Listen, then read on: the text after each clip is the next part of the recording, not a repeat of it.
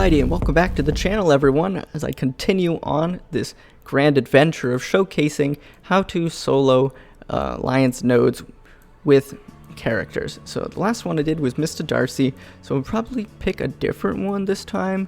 Let's do a different class here. Well, let's go with MuscleWizard. So MuscleWizard's super fun.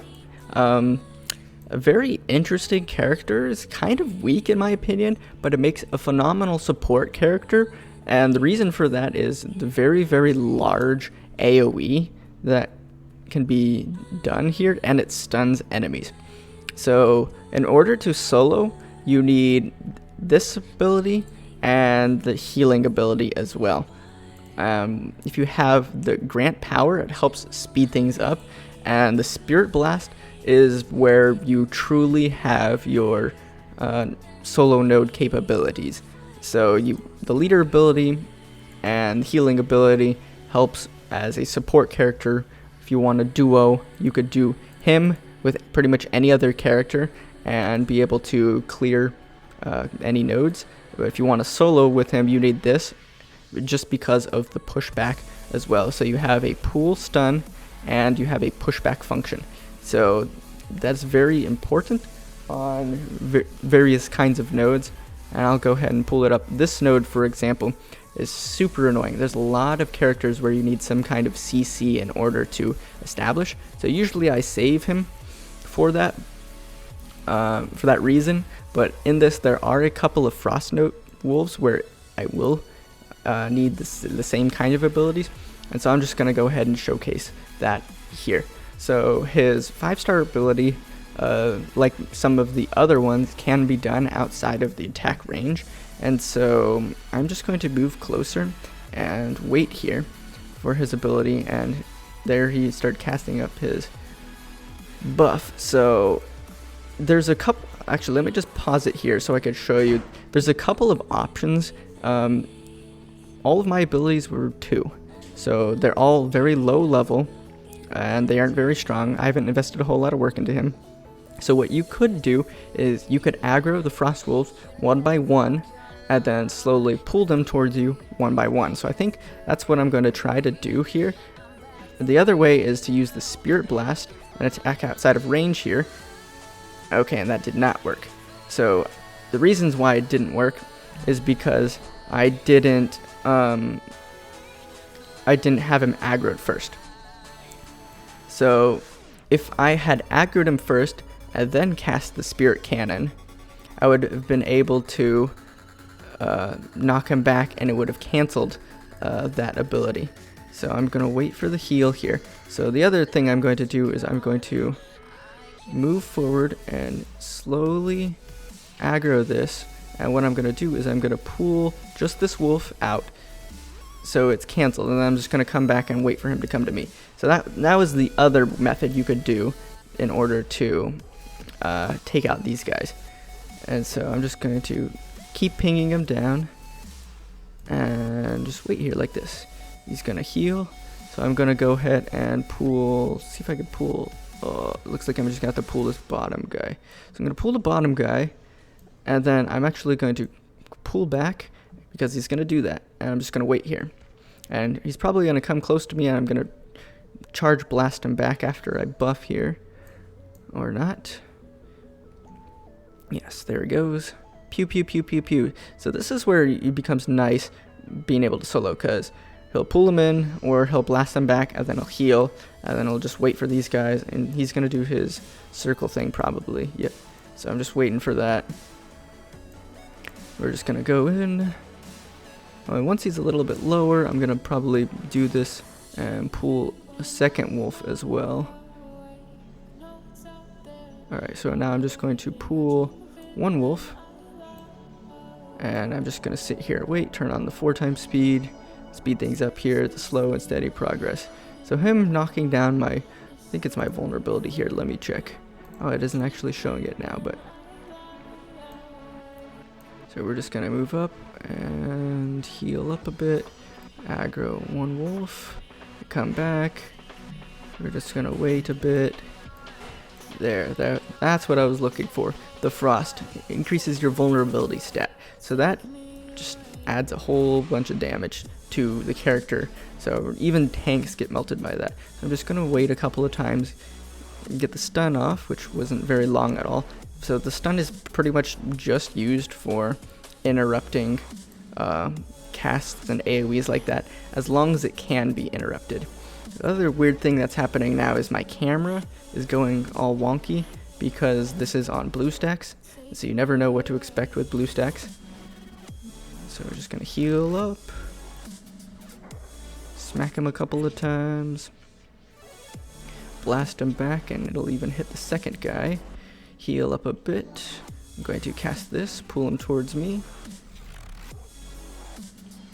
And let's speed things up because now we're through. Alrighty. So yeah, that was pretty much all of the techniques for him. The only other annoying thing is the what is it? Ranged enemies. Very annoying battling ranged enemies like this. So generally what I'll have to do is I'll have to pull them in and then smack them away with my Ki Blast, or keep them stunned, or pull them one by one with this huge circle AoE I have. So we're just gonna go ahead and pull you back, knock him back with this. Whew, that was so close. You guys, whew, you have no idea. I was squirming here, waiting for it. I was like, please don't tell me I'm gonna get whomped here. So I'm just going to jump this way. And focus this guy. Oh, so that was something else. The issue with all melee characters and their leader abilities. I'm glad you guys were able to witness it. So we're gonna move out of that range. So I had cast my leader ability, and the damage applied after the fact. So because I moved before the damage could tick, it canceled my ability, or the damage portion of the ability. I'm just gonna wait, because I know this guy could be knocked back. So I've waited a couple of times, and they can't get knocked back, and that's a problem. So it's gonna be the same thing as Zero here. Rather than charging in, like I said people like to do, I'm gonna move over here, wait for the damage portion to tick, and then move out of the way. So because this guy had aggroed me before I cast, it canceled his attack, and then he moved straight into autoing you. So that's one of the downsides of it having a pool like that.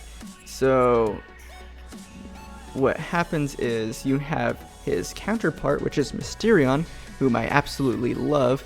He does the opposite, where he pushes away. And so both have their benefit. And the other thing about that Ki Blast thing he does is, because it's pushing him back, unless you started with it close to you, it's going to keep him at the edge of your range. And so it's actually not going to be able to do the full damage. And so it'll knock him back once, and then if it's a fast enemy, they'll run into the beam again. Any other enemy, it'll only hit once if you've hit them at max range. So what I'm going to do here is I'm going to move forward, and then I'm going to come in down like this and hope I don't hit the corner. And then I'm just going to Ki Blast him back like that. So that's what I was talking about. So he has two different combinations depending on what type of enemy it is and whether or not the Ki Blast will be effective versus them, or it's off cooldown. So I could just wait, and like that it was not effective. So I'm going to come in purposely closer so it'll spawn their aggro, and then I'm going to move out of the range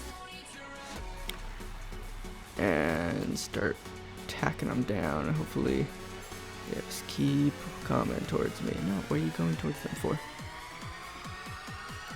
Whew. So this is getting dicey, so I'm going to move back and stun him. And I'm going to run out of the way. Oh, so I canceled that, as you could see. But luckily he does big boy heals, even with his level 2 ability. That was scaring me. My was puckering, if you guys know what I mean. So slow and steady with good old MuscleWizard here. The other thing that's, oh no, go. Woo, that was so close.